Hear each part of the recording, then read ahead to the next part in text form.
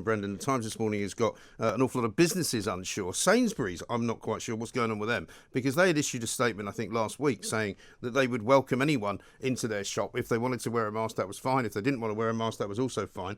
They seem to have now said they're going to ask customers to keep wearing masks. Again, it's another one of these weird ones where you go, well, what happens if you don't want to? Are you going to not be let in? It's just ridiculous, Mike. And again, this is government cocking it up for business. What's it going to be like if you are, a middle-aged or an older lady working in a supermarket, or perhaps a young person doing a summer job, and you are standing at the door and you've got a family or a group of lads or whoever who walk into that store not wearing masks?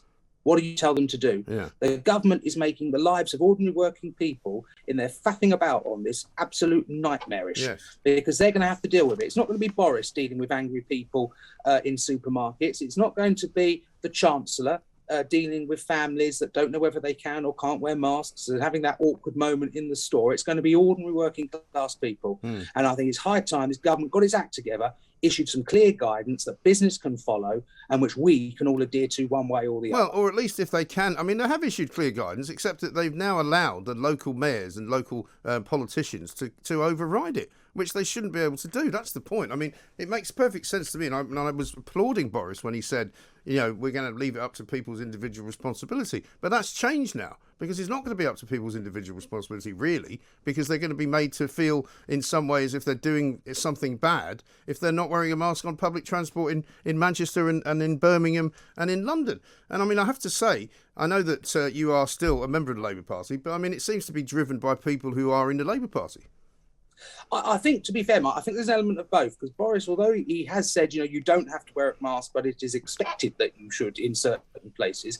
Well, there's sort of putting that burden and pressure on people there. And you're absolutely right. My lot are no better on this as well. The idea that all these TfL workers in London who haven't been wearing masks, I was in London on Friday last week, and half of the TfL people weren't wearing masks anyway. So how on earth that's going to be enforced, I have no idea. Well, that's the thing. I mean, I've definitely seen a relaxation, I would say, of the people on London transport who would otherwise have been telling people to wear masks as you walk into the station, which I don't do anymore, basically. And a lot of other people don't do either. But the problem is that if there's a sort of an uptake, if you like, by the old Stasi of Sadiq Khan's offices and of Andy Burnham's offices, then people are going to be confronted. And I think that's dangerous. I do too. And it's putting those people, as we were just saying, on the front line. You've got to deal with the customers, deal with the passengers on TfL or in the shops or wherever else it might be, in a really awkward position, because the government have told them one thing, the devolved authorities have said another, and ordinary people just want to know which one to follow. We know that the government have said, we don't have to wear masks, but in certain places it's expected. We've had senior ministers saying they would or they wouldn't wear masks in certain situations. I think the best advice that the British public can take is don't listen to individual ministers for start, because what they choose to do personally is nothing to do with us. We should just follow the law. And if the law says we don't have to wear masks, despite what devolved guidance says, we don't have to wear them. Yes, and I think that's absolutely right. And I'd like to think that the sensible people in this country will do what is the sensible thing, which is that if you really, really want to wear one, and if you're really frightened of mixing with other people, don't go to places where you're going to mix with other people. But for the rest of us, we do what we want. Absolutely. We are a free country. We believe in the right and the freedom of the individual. If, for example, if I were to go to someone's house and they said, I'd feel a little bit more comfortable if you wore a mask, I'd probably go, yeah, all right, then, okay, just to make you feel comfortable. We can have to sit in somebody's house, I think I'd be going back to the pub, actually. Thanks very much.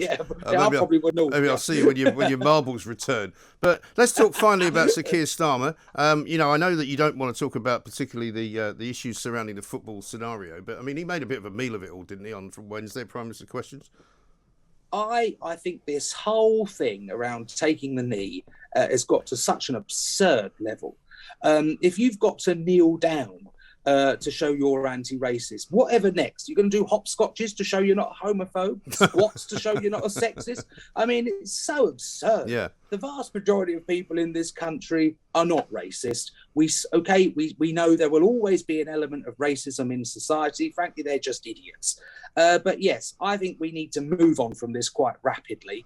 The focus of the nation was on England winning that cup. We didn't quite manage to do it, unfortunately. But the whole nation was united in condemning those few idiots that were making racist comments online. It's since emerged that a lot of the abuse that was transmitted online actually came from abroad. I think about 40% of it. I saw a message this morning saying that. Whether they were Brits abroad or other people abroad is another matter. But I think the Labour Party now needs to start focusing on how we win back that red wall, how we start making inroads in the south, and how we start building a vision for the economy that will create jobs for the future, to get businesses support and individual support so we can form the next government, rather than partaking in what is essentially a phony culture war. Yeah.